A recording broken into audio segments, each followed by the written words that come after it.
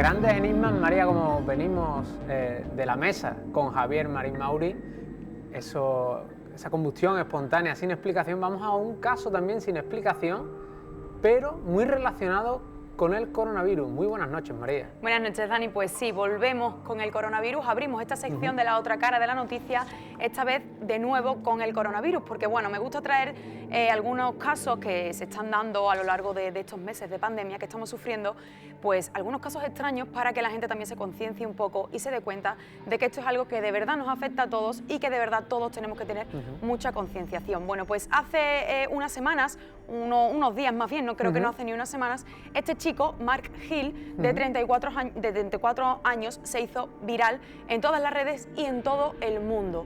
Salió en televisión para contar su historia. Bueno, pues yo os la resumo. Un chico de 34 años que es técnico sanitario, concretamente pues se dedica es técnico de emergencia. Bueno, pues en la primera ola de esta pandemia del coronavirus, pues cuando estaba realizando sus labores, posiblemente en ese momento se contagió de COVID.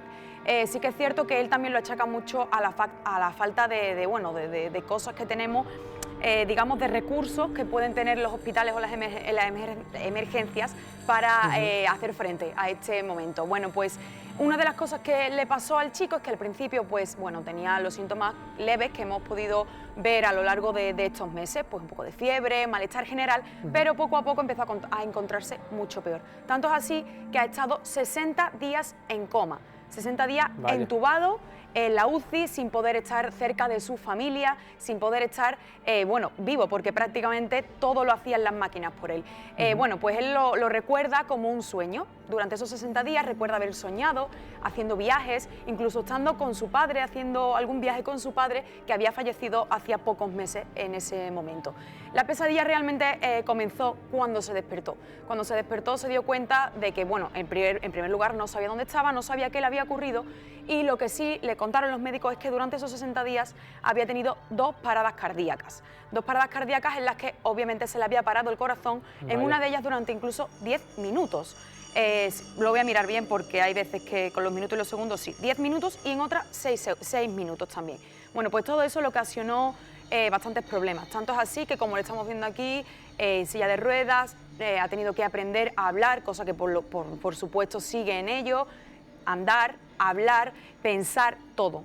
Volvió a nacer otra vez y volvió a empezar de nuevo su vida, que gracias a Dios puede aún contarlo después de la pesadilla que ha estado viviendo estos meses y que continúa, porque por supuesto está en logopedas, está en rehabilitación constante y bueno, tiene que volver a vivir para que veamos que esto está al alcance de todos. Tanto que decíamos al principio que los jóvenes eran un poco más inmunes a esta enfermedad, pues está claro que no. Este es el caso de Mark Hill, que gracias a Dios, como decimos hoy en día, puede contar su historia y sobre todo concienciar, qué es lo que está haciendo ahora mismo, contar su historia, su caso, para concienciar a todos los jóvenes y que la gente, bueno, pues se dé cuenta de que esto es de verdad, por supuesto sin generalizar. Hay muchos jóvenes que hemos visto a lo largo de estos tiempos que, bueno, están a favor de todas las medidas, están cumpliendo con todas las medidas, pero bueno, hay mucha gente que está sufriendo tanto en el aspecto social como sanitario y sobre todo económico, bares, restaurantes, hoteles, tiendas y comercios de cualquier tipo, como para que los jóvenes, porque en este caso te traigo el caso de los jóvenes, por supuesto hay muchas otras personas de otras edades que tampoco cumplen las normas, pero en este caso los jóvenes pues no cumplen esas normas y pasan cosas como esta. Hay que valorar la salud que normalmente tenemos y evitar en la medida de lo posible el contagio. Y también este chico tiene una entrevista interesantísima con las ECM, las experiencias cercanas a la muerte. Algún día también lo podremos tratar aquí en Zona Oculta. Son experiencias así muy cercanas a la muerte, donde esas personas con paradas cardiorrespiratorias y demás dicen haber soñado, haber visto cosas y demás. O sea que también tiene el chico una entrevista muy interesante. Y una de las cosas que también cuenta, es para que nos veamos de la situación que por la que estamos atravesando, es que había veces que se le salía el tubo ya despierto después de esos 60 días de coma.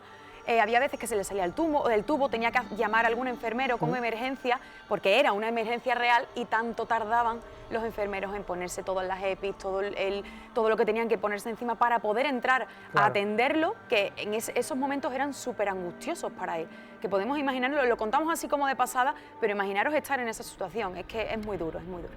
Pues nada, distanciamiento social y mascarilla lo primero, por supuesto y que sí. intentar, como hemos dicho, que esto no se propague y contenerlo lo máximo posible, como la mayoría de gente sí que hace. Por supuesto que sí.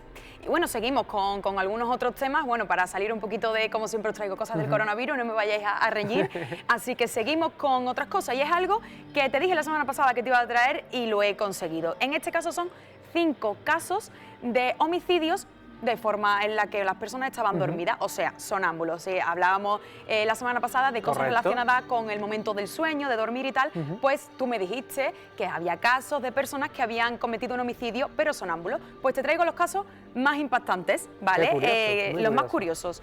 Pues el primero de ellos es de Robert Ledru. Fue en 1887 y bueno, fue en Francia, un comisario de la policía bastante famoso en ese momento, que bueno, pues fue a ver un crimen que se había cometido en la playa, a investigarlo. Total, que después de una serie de pruebas y de tal que hicieron en el lugar de los hechos, se dio cuenta de que él mismo había cometido el homicidio. ¿Por qué? Pues porque él obviamente no se acordaba, pero algunas pruebas, como por ejemplo huellas en las que faltaba un dedo del pie, que a él le faltaba, pues habían aparecido en el lugar de los hechos. Además, ese mismo día, al despertar, su ropa y sus calcetines estaban mojados. Él no le había encontrado explicación, pero en ese momento se la encontró. Tanto es así que, bueno, él obviamente se entregó con todo lo que había pasado, le hicieron pruebas, vieron que había podido ser de forma que estaba dormido, pero al ser en un siglo muy pasado, como decimos en 1887, pues no pudieron hacerle grandes pruebas. Pero la forma que tuvieron de demostrarlo fue que lo encarcelaron, le dejaron una pistola de fogueo y durante la noche, cuando estaba dormido, empezó a disparar sin ton ni son por allí con esa pistola de fogueo a todos los guardias que estaban alrededor y después se metió en la cama y se volvió a dormir. Obviamente lo declararon inocente, lo absolvieron, pero está retirado a una granja, él solo, pero siempre con atención médica y algún que otro policía que lo visita de vez en cuando. O sea, un caso muy curioso, como yo te decía, es que había casos de estos, no lo sabía concretar, pero bueno, aquí tú que lo traes y muy, muy curioso, la verdad. Un jefe de policía, o sea, que estaba él, digamos que investigando el propio asesinato que había cometido él. Curiosísimo. Seguimos con otro, en este caso es Kenneth Parks, en 1978. Bueno, pues es un hombre que era jugador compulsivo y bueno, tenía algunas deudas y tal. Salió de su casa, se montó en el coche, todo esto dormido, fue a casa de sus suegros y los estranguló a los dos, al suegro y a la suegra. Bueno, pues después de esto, también dormido, se volvió a montar en el coche. Ya ves tú cómo llega la mente humana de poder conducir estando dormido. Pues se montó en el coche y fue a comisaría a entregarse. Lo detuvieron, en ese momento ya le hicieron pruebas, le hicieron sobre todo encefalogramas, que es lo que se utiliza para ver el momento por el que está atravesando su cerebro, y se dieron cuenta que los ciclos del sueño cambiaban de manera muy rápida y muy brusca. Bueno, pues también lo absolvieron y hoy en día pues fue declarado inocente y está pues en su casa supongo que tranquilamente. Vaya, pero bueno, sí que cometió esos asesinatos, pues la verdad que también es un poco macabro, curioso, pero también macabro. Eso es una de las cosas que, bueno, podríamos tratar en algún momento, hasta qué punto, aunque no seas consciente, eres un asesino, culpable o no. Eres culpable o no. Seguimos con otro caso, Brian Thomas en 2009, ya vemos que hace bastante poco tiempo que ocurrió. 11 añitos. Pues estaba sometido a bastante estrés. ¿Por qué? Porque cuando estaba llegando a su casa, pues él con su mujer estaban, digamos, de celebración, se pararon para celebrar que la mujer había superado el cáncer, había dejado el tratamiento de cáncer. Bueno, pues unos chicos en ese momento empezaron a burlarse de ellos, tuvieron como un encontronazo con unos jóvenes. Al dormir, esa misma noche, pues empezó a soñar como que uno de los chicos estaba en la habitación, estaba encima de la mujer y estaba como intentando hacerle algún daño. Bueno, pues él en sueños se abalanzó, que él pensaba obviamente que sobre el chico y lo mató. En este caso era la mujer que estaba durmiendo al lado de él a la que asesinó, cuando había salido incluso de ese tratamiento de cáncer. Es bastante que la vida, desde luego, nos pone a veces cosas que no tienen mucha explicación delante. Bueno, pues también pues, fue declarado inocente en este caso. Claro, es que si se demuestra que estaba dormido, pues entiendo que de alguna manera, como decíamos antes, eres inocente. Yo no sé qué opinará la audiencia. Pues sí, y ahora el caso que te traigo, que es el único, al menos registrado, que yo haya encontrado, en el que sí se le declaró culpable y se le condenó a cadena perpetua. Es Scott Fallater, de 1997, y apuñaló 44 veces a su esposa. La tiró a la piscina, obviamente ya muerta, y el vestido ensangrentado y mojado lo guardó en su coche. Después de una investigación se vio claramente que era él, pero él no recordaba lo que había pasado. Bueno, después de unas investigaciones y demás pruebas también a esta persona, pues lo último que se supo es que sí fue culpable, lo condenaron culpable y a cadena perpetua, porque bueno, la policía decía y los investigadores que era un crimen demasiado meticuloso, demasiado complejo como para dejarlo suelto o como para achacarlo solo a que fuera sonámbulo. A que estaba dormido. O sea, entiendo que también se demuestra de alguna manera de que hasta cierto punto sí se puede cometer un crimen dormido, pero no algo tan premeditado de esconder la ropa y tal. Claro que no, es peligroso, cuanto menos. De hecho, aparte del primero que te he traído, que es un hombre que terminó en una granja retirado, las otras dos personas pues duermen en una habitación separada, con llave, cerrado, bueno, porque bueno, claramente es peligroso. Claro. Puede haber sido consciente o no, pero lo es. Estos son los casos que te traigo de personas sonámbulas. Curiosísimo, así que nada, si hay algún sonámbulo por ahí viéndonos, que tenga cuidado. Bueno, y para terminar, porque hoy, bueno, como teníamos las noticias un poquito más largas, pues he traído 3 en lugar de 4.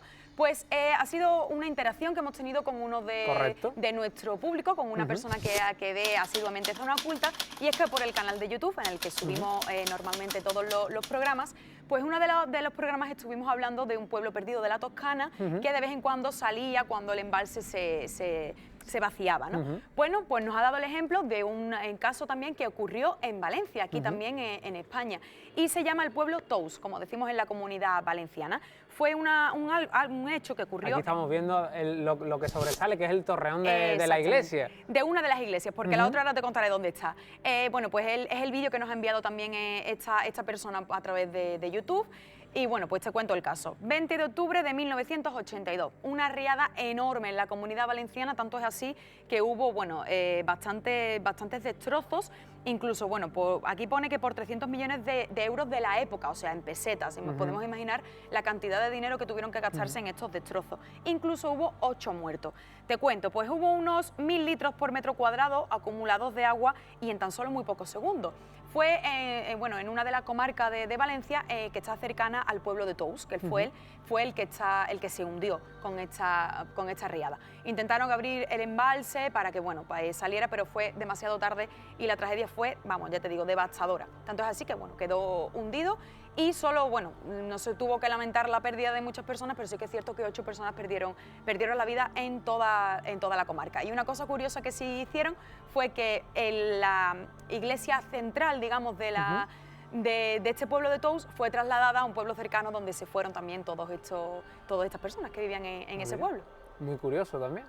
Nada, hay también pueblos en España que de alguna u otra manera están desaparecidos ahí debajo del agua, ¿no? De un embalse. Pues sí, el medio ambiente, que no lo podemos controlar y muchísimo menos el agua.